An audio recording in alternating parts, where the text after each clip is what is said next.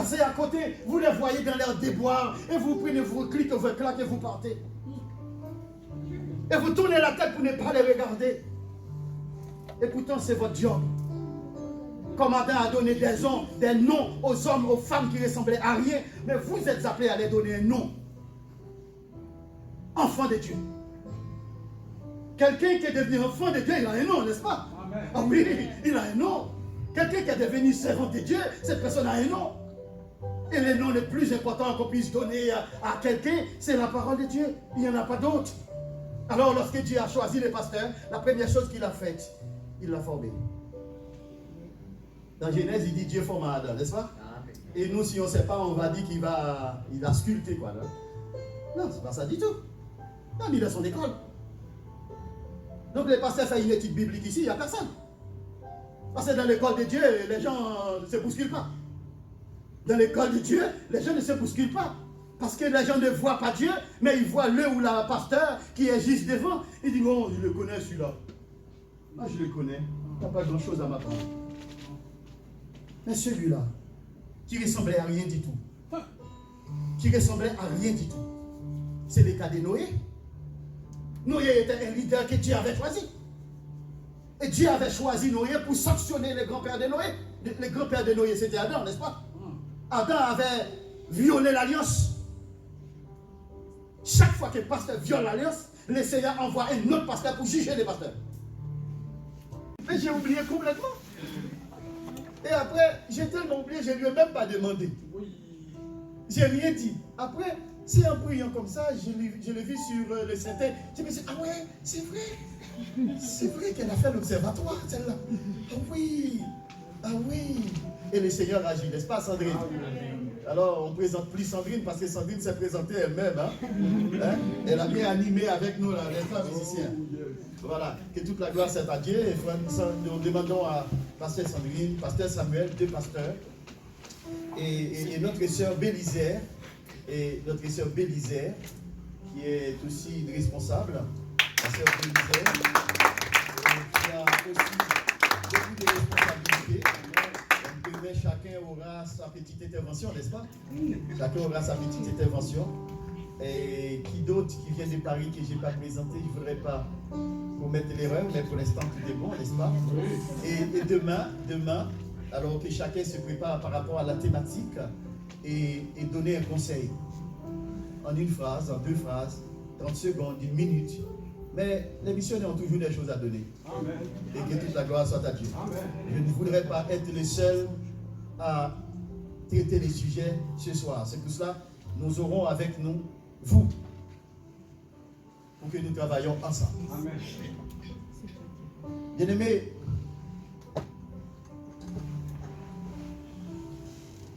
Dieu est grand. Dieu ne nous oublie jamais. Mais quant à vous, Dieu vous aime. Je ne sais pas si vous le savez ou si vous êtes convaincus de cela. Dieu vous aime. Il y a beaucoup de gens à Paris qui prient pour vous. Et vous n'êtes même pas où. Et les gens décident de venir voir pour qui ils prient. Dieu vous aime. Et Dieu sait que vous êtes dans un combat ici. Ah oui, je pèse mes mots. Vous êtes dans un combat ici. Paul dit, dans les derniers temps, il y aura une douleur qui s'appelle douleur de l'enfantement.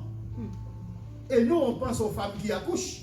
Mais non, ça va être tellement difficile de sauver une âme pour le Seigneur. Ça va être tellement difficile pour le pasteur d'accoucher un enfant spirituel.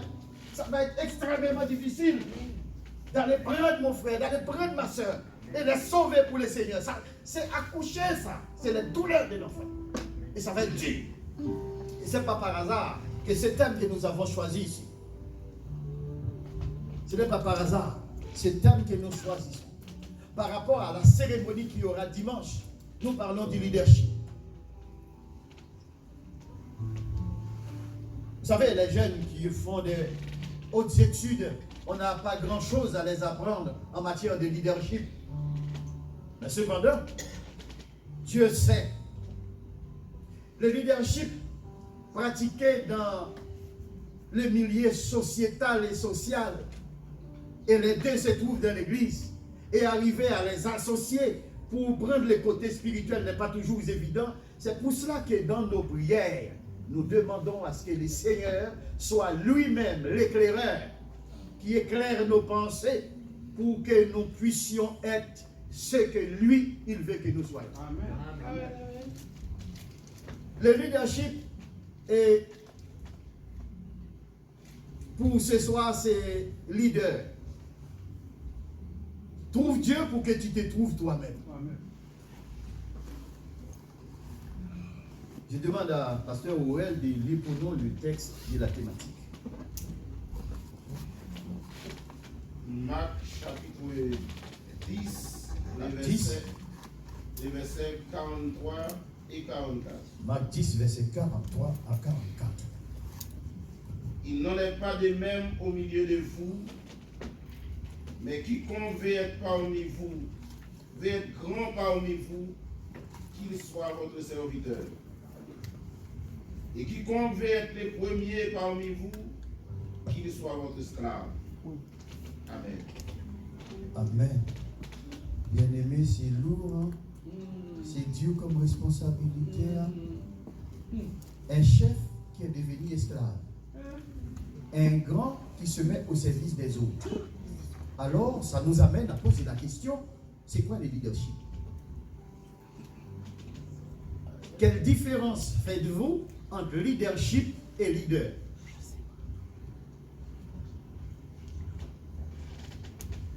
Leadership, c'est l'office, c'est la fonction. Mais le leader, c'est la personne qui exerce la fonction. Amen. Vous imaginez quelqu'un qui se dit leader qui n'a aucune fonction? Le leader, dans le monde pratique, dans la vie de tous les jours, est un grand chef. Le leader est un grand chef. Et dans le milieu ecclésial, le leader est un serviteur. Je ne sais pas si vous voyez la nuance, la différence entre le grand chef qui commande tout et le leader dans l'église qui devient serviteur. Se mettre au service des autres. Ce n'est pas donné à tout le monde de se mettre au service des autres. Donc pour parler de se mettre au service des autres, je vais vous proposer, parce que le leader doit se trouver en cherchant Dieu. Il pense pouvoir trouver Dieu, mais finalement, il va se trouver lui-même. Et en attendant, disons-le clairement, quand on dit le leader doit trouver Dieu pour se trouver lui-même, qui peut trouver Dieu? Est-ce que vous avez une réponse? Est-ce qu'un homme ou une femme peut trouver Dieu? Sauf si Dieu se laisse trouver. C'est différent. Dieu peut se laisser trouver. Mais vous, nous, avec notre capacité humaine, on n'a aucune possibilité de trouver Dieu. Même si on les cherche. Ça va, mon frère? Même si on les cherche, on ne les trouvera pas. Vous pouvez aller les chercher dans la veille de nuit. Vous pouvez faire des jeûnes de prière. Pourquoi? Parce que les leaders qui doivent chercher Dieu doit toujours se rappeler que le premier leader chrétien, c'est Dieu qui l'avait choisi. Aujourd'hui, il y a beaucoup de leaders qui se choisissent eux-mêmes. Mais le premier leader, c'est Dieu qui l'avait choisi. Amen. Et ce leader s'appelle Adam. Et Adam exerçait la fonction de pasteur. Ce qui vient à dire qu'Adam avait un leadership à exercer, une fonction. Mais lorsque le Seigneur a choisi Adam comme pasteur, Adam n'avait pas d'église. Je vous ai expliqué ça plusieurs fois. Mais Dieu, dans son amour, a touché les cœurs des habitants qui étaient sans Dieu, pour qu'eux-mêmes viennent vers Adam, pour que Adam leur donne ce que Dieu a mis en lui. Est-ce que quelqu'un se rappelle ce que Dieu a mis dans Adam? Qu'est-ce que signifie souffle dans la parole? c'est la parole. Qu'est-ce que Dieu a mis dans Adam? C'est la parole. Et le texte dit Dieu a mis les souffles. Souffle signifie Dieu, n'est-ce pas? C'est esprit. Esprit, c'est Dieu. Mais qui est Dieu? Au commencement, Dieu était la parole et la parole était Dieu. Donc, qu'est-ce que Dieu a mis dans Adam? C'est la parole. Donc, qu'est-ce que Adam devait faire? Adam devait utiliser la parole pour donner la parole aux gens, pour que les gens puissent devenir des hommes et des femmes. C'est ça, donner un nom en fait. En tant que leader, il y a 7 choses. Pour trouver Dieu, c'est lui qui recherche véritablement, doit premièrement incarner un modèle pour pouvoir inspirer une vision. Premièrement, incarner un modèle pour inspirer une vision.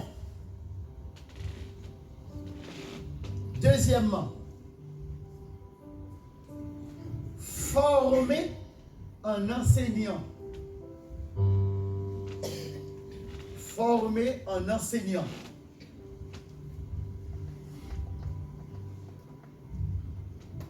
Troisièmement, encourager en exhortant.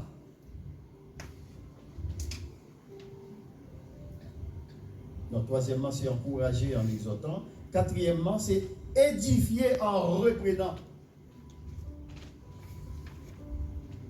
6. Non, plutôt 5. Déléguer en travaillant en équipe. Délégation. 6.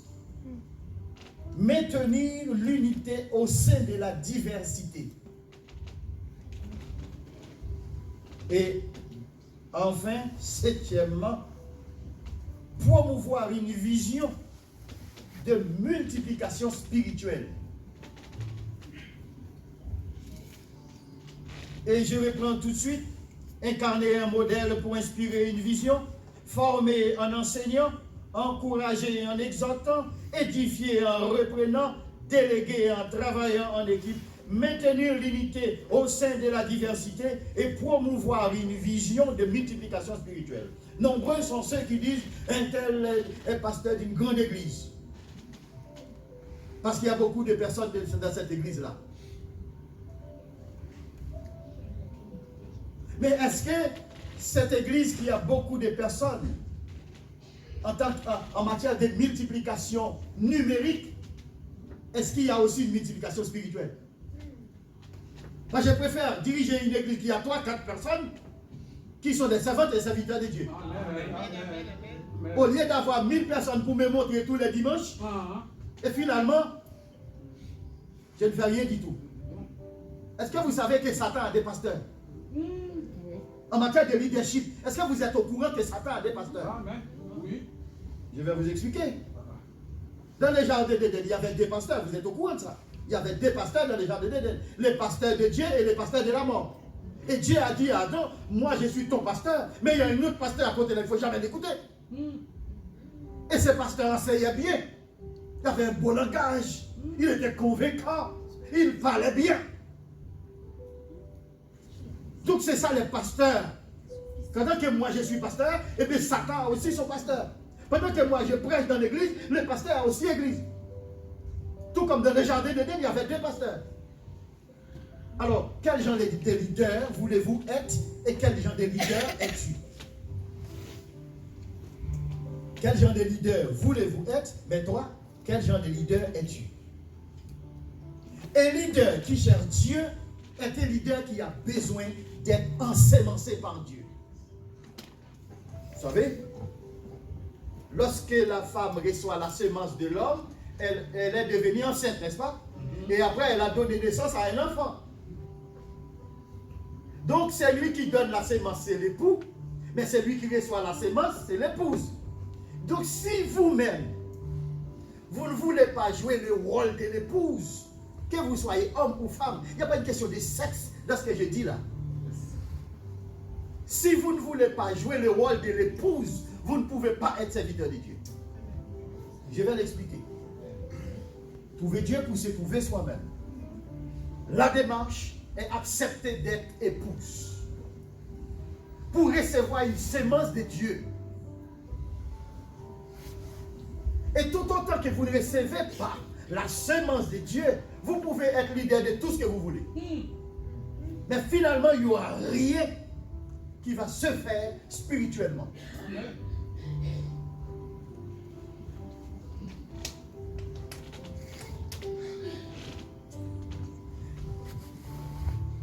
Nous lisons Psaume 75, verset 7-8.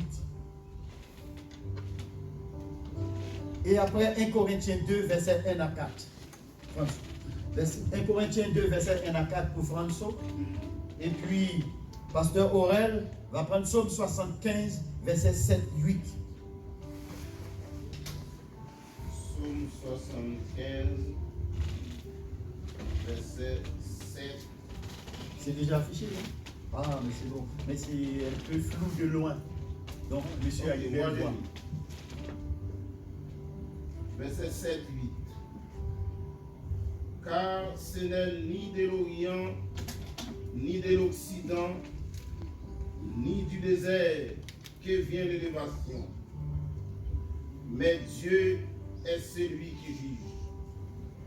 Il abaisse l'un et il élève l'autre. Amen. Donc,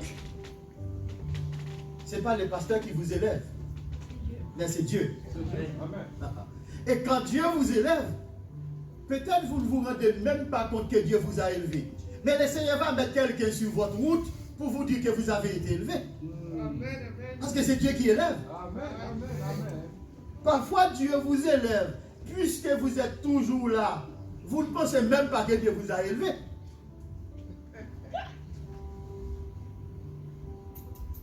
Peut-être vous pensez en tant que leader, vous cherchez tellement Dieu, vous attendez un ange qui a des ailes comme les catholiques ont dit.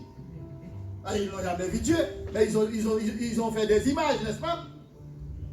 Et comme Jésus, tout le monde sait que Jésus est noir. Mais comme les noirs, tous les noirs étaient des esclaves, donc on ne peut pas mettre un Dieu noir. Donc du coup, on l'a coloré.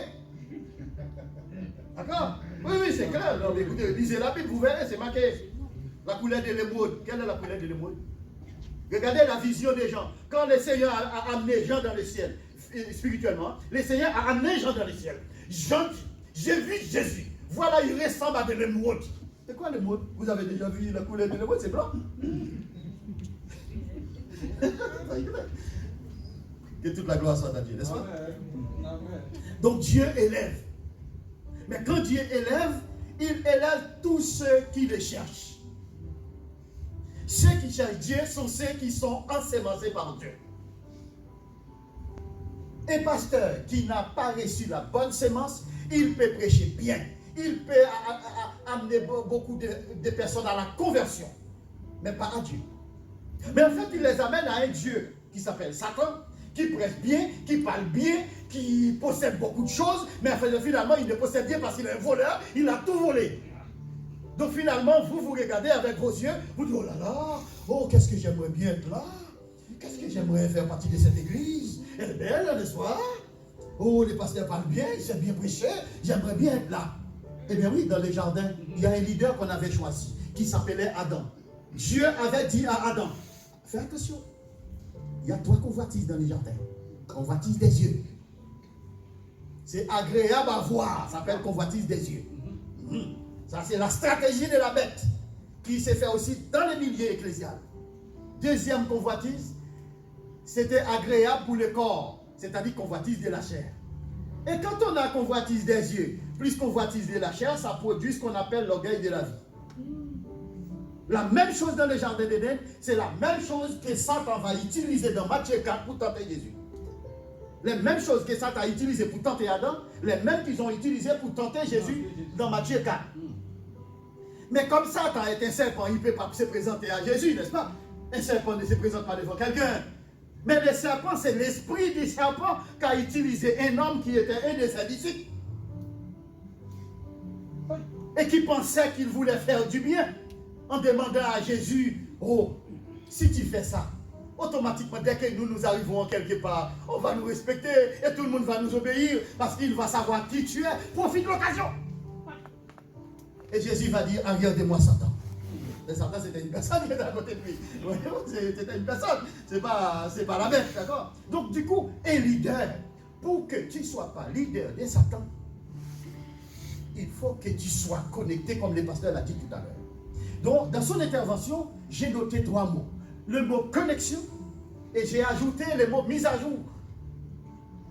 Et après, j'ai parlé de la déconnexion. Si lui, il a dit connexion, moi, ajouté les 2 autres. Pourquoi connexion? Dieu nous avait déjà connectés. Dieu connecte ceux qui le cherchent. Est-ce que tu viens ici parce que tu es l'ami de Roni? Est-ce que tu viens ici parce que tout simplement, c'est une sorte de défouloir et histoire d'être là pour montrer que moi aussi je suis là? Franchement, ça ne sert à rien de venir, bien aimé. Franchement. C'est vrai, on a besoin des participations de tout le monde pour payer les locales, etc.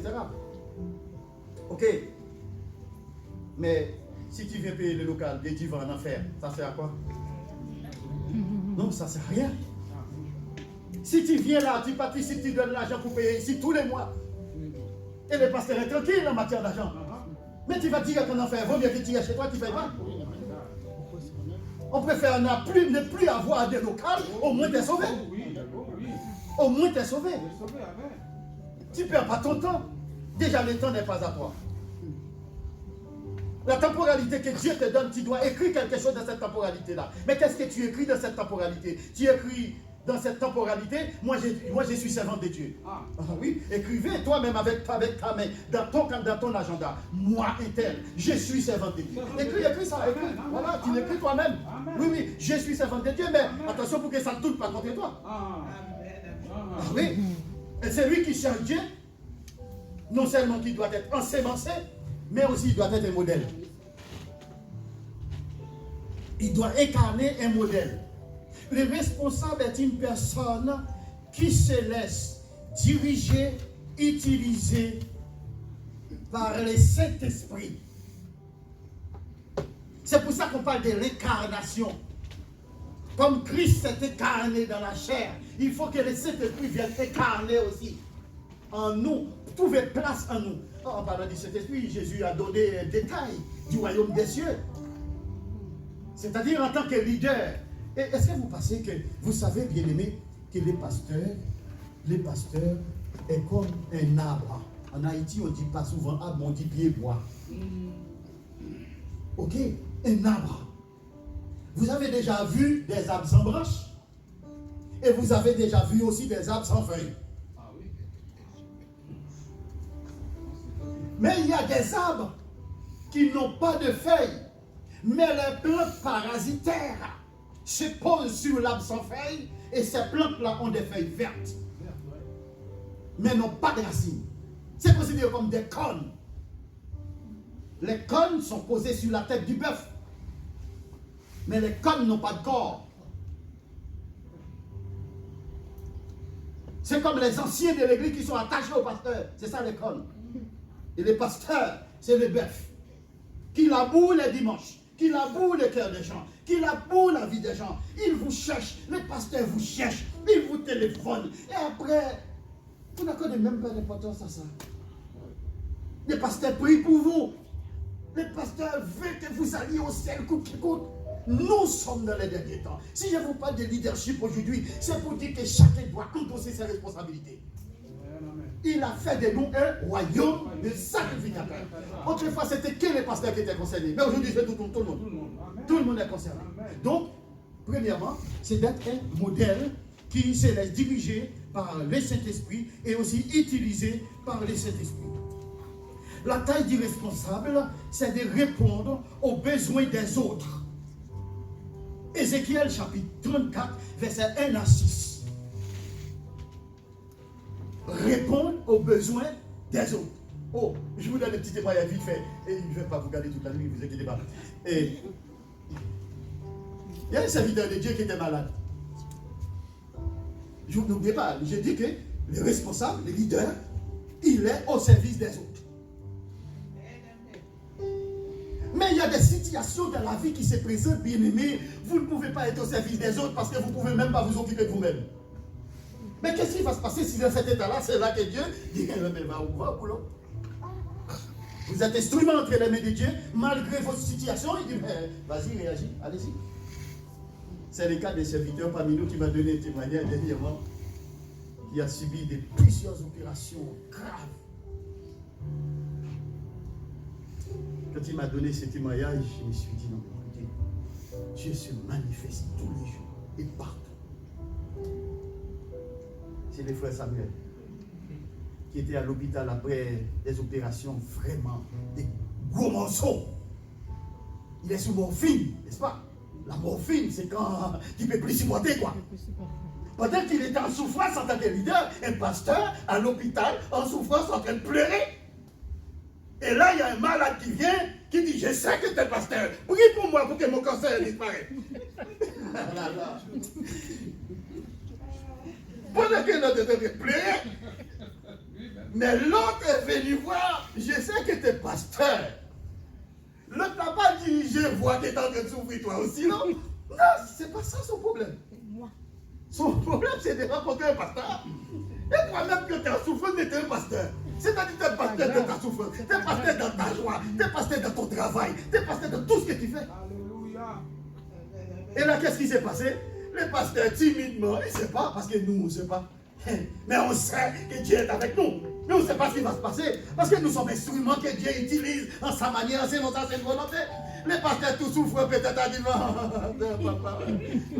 comme ça. Quelques jours après, le monsieur est venu. Merci pasteur, mon cancer a disparu. Amen.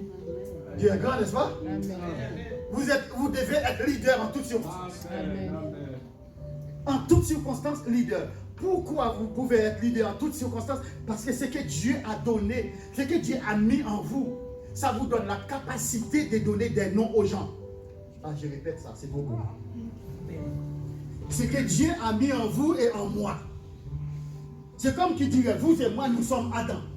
Le Seigneur nous a donné des quoi? Donné des noms aux animaux. Autrefois, on pensait que les animaux, c'était les bêtes que nous voyons. Tandis que les animaux, c'est des gens sans Dieu. Chaque fois qu'ils viennent vers nous, la parole qui est en nous, nous les donnons cette parole-là. Ça les donne le nom de Dieu. Parce que Dieu, le nom de Dieu, c'est parole. Je donne la parole aux gens et les gens reprennent la vie. C'est pourquoi dans l'Apocalypse 14, il dit dans les derniers temps, tous les chrétiens de l'église seront considérés comme des feuilles. Et les feuilles vont guérir les nations. Donc les leaders, soyons tous des leaders. Soyons tous ce royaume des sacrificateurs. Et pour cela, qu'est-ce qu'il faut faire? Soyons obéissants, bien-aimés. Acceptez les sacrifices. Vous avez travaillé ce vendredi pendant toute la journée peut-être. Et après vous faites les transports pour venir ici. Il y a des chrétiens qui ne viennent pas parce qu'il n'y a pas quelqu'un qui va les chercher. Jésus n'avait même pas un âne. Il a prêté une bourrique pour entrer à Jérusalem. Entre guillemets, n'est-ce pas? Ok? Et en plus, la plupart des missions étaient faites à pied. Et lorsqu'ils prenaient un bateau pour traverser la mer, il n'y avait pas d'explosion à moteur. Et les bateaux n'avaient pas de moteur. Il fallait utiliser les bras et les vents pour traverser. Et il a fait tout ça. Et aujourd'hui, vous avez les bus, vous avez les trains, vous avez l'avion, vous avez même les vélos qui n'existaient pas. Même les vélos. Après, aujourd'hui, maintenant, il y a aussi trottinette. Et vous ne venez pas et vous inventez des excuses pour dire personne ne vient me chercher. Si j'étais vous, bien-aimé, en tant que royaume des sacrificateurs, il a fait de nous un royaume des sacrificateurs. C'est que si vous et moi, nous nous comportons comme ça, c'est qu'on n'a pas compris à qui on a affaire. Jésus dit, le royaume des cieux est comme un homme qui a découvert que dans ce terrain, il y a de l'or. Il est parti vendre tout ce qu'il possède pour acheter ce terrain parce qu'il sait que dans ce terrain, il y a de l'or. L'or dans la Bible signifie parole de Dieu. Incarner un modèle. Quelqu'un peut lire ce que je disais tout à l'heure, même si on ne va pas tout faire. Ézéchiel 34, verset 1 à 6. Ézéchiel, chapitre 34, verset 1 à 6. La parole de l'Éternel me fit adresser en ces mots. Fils de l'homme, prophétise contre les bergers d'Israël. Prophétise et dis-leur aux bergers, ainsi parle le Seigneur l'Éternel. Malheur aux bergers d'Israël qui se paissaient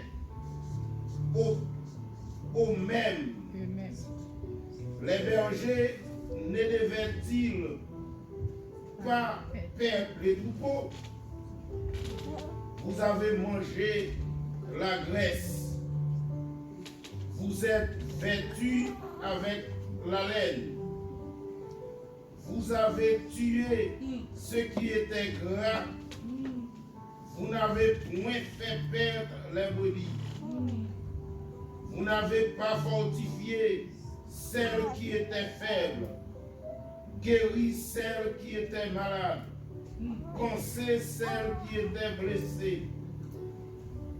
Vous n'avez pas ramené celles qui s'égaraient, cherché celles qui étaient perdues, mais vous les avez dominées avec violence et avec dureté. Verset 5. Elles se sont dispersées parce qu'elles n'avaient point de berger. Elles sont devenues la proie de toutes les bêtes des champs. Elles se sont dispersées. Verset 6 pour finir. Mon troupeau est errant sur toutes les montagnes et sur toutes les collines élevées. Mon troupeau est dispersé sur toute la face du pays. Nul n'en prend souci. Nul ne les cherche. Amen. Dans Exode 19, le Seigneur avait promis à son peuple de devenir un royaume de sacrificateurs. Et dans Apocalypse 6, il a dit maintenant vous êtes ce royaume des sacrificateurs. Donc dans la plupart des cas, on ne s'occupe que de nous-mêmes. On ne s'occupe pas de l'œuvre de Dieu. Vous pensez que c'est que les pasteurs qui doivent s'occuper de l'église. Et c'est ça le problème. Si on est un royaume des sacrificateurs, le pasteur est là, il est là pour accompagner, il est devenu un accompagnateur, il encadre. Mais vous faites le travail. Chacun doit endosser ses propres responsabilités. Cherchez Dieu pour te trouver toi-même. Tu vas trouver quelle est ta fonction dans l'église. Et moi, je suis membre de l'église, dirigé par pasteur X et pasteur Y. Je fais quoi? Quel est mon rôle? Quelle est ma fonction? Qu'est-ce que je fais? Est-ce que je suis assez obéissant pour dire à Dieu, mais ça fait longtemps que je suis là, mais je suis nul en fait. Je suis juste là pour consommer. Mais je produis quoi moi? Qu'est-ce que je produis en tant que chrétien, en tant que chrétienne? Qu'est-ce que je donne? Est-ce que je viens prendre seulement? S'il a fait de nous un royaume des sacrificateurs, le royaume des sacrificateurs sont des gens qui cherchent Dieu, qui forment ce royaume-là. Et c'est-à-dire, vous savez, chercher Dieu, c'est faire sa volonté. Chercher Dieu, c'est d'abord faire sa volonté. Ça, c'est un peu clé. C'est d'abord faire sa volonté. Comment faire la volonté de Dieu? Jésus dit, si tu veux faire ma volonté, garde ma parole. Et pour c'est tout aussi, c'est que ça. Garde ma parole. Et que dit la parole? La parole dit, celui qui est en Dieu n'est privé d'aucun bien. Quel est le bien le plus précieux pour un serviteur et une servante de Dieu? La parole. Quand on a la parole, bien aimé, on a tout. Quand on a la parole, les autres choses viennent par-dessus quoi? Quand on a la parole, on a tout ce qui est nécessaire. C'est pour ça même dans nos prières aussi, on divague. Si vous savez, dans la Bible, il y a une seule prière, une seule. Dans toute la Bible, il y a une seule prière. Oh, on donne des idées pour dire qu'elle a prié. Mais la prière dans la Bible, c'est Jésus qui nous a appris à prier. Il dit, notre Père qui est aux cieux. En tant que leader, tu dois savoir où se trouve Dieu.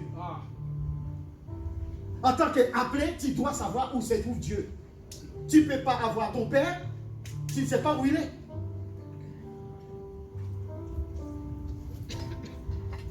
La Bible dit que Dieu est aux cieux, mais ciel dans la Bible signifie quoi? Le leader doit savoir ça. Et quand Jésus était sur terre, Jésus a dit, Jean a dit le royaume des cieux est proche. Jésus dit le royaume des cieux est parmi nous. C'est différent. Jean dit le royaume est proche. Et Jésus dit le royaume est parmi nous. Ça veut dire quoi? Et comme Dieu habite au ciel, et s'il est parmi nous, c'est que le ciel est là aussi. Amen. Donc le ciel est un pasteur qui porte Dieu. Dans ce cas-là. Parce que Jésus avait Dieu en lui. Vous savez? Dans Matthieu 16, l'Esprit l'a épousé. Jésus était devenu la femme que l'Esprit a épousée. Et quand l'Esprit a épousé Jésus, Jésus dit maintenant, tout pouvoir m'a été donné. Dans le ciel et sur la terre.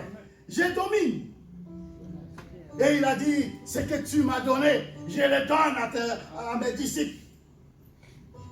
Bien-aimé, le leadership est un mot joli, à caractère anglophone. Mais la réalité, c'est le travail chrétien. Le travail chrétien. Nous sommes appelés à une tâche noble.